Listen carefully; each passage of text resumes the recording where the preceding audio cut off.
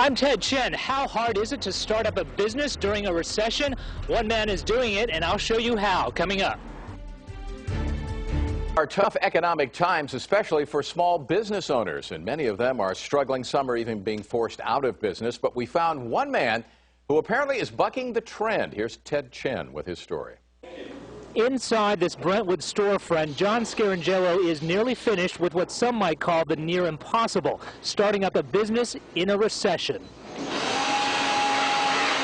Banks aren't loaning money, private investors are tapped, so Scarangelo used his own savings, savvy, and shopping skills to get started. He saved $20,000 buying LED lights on the internet. He found a 55-inch plasma TV for $800, speakers for $100 a piece, and improvised a plumbing fitting and lamp pipe to hang them. I always say necessity is the mother of invention. I've had to build half the stuff myself, fabricate everything, come up with new ideas, and actually use parts of this studio that were here before me, reuse them.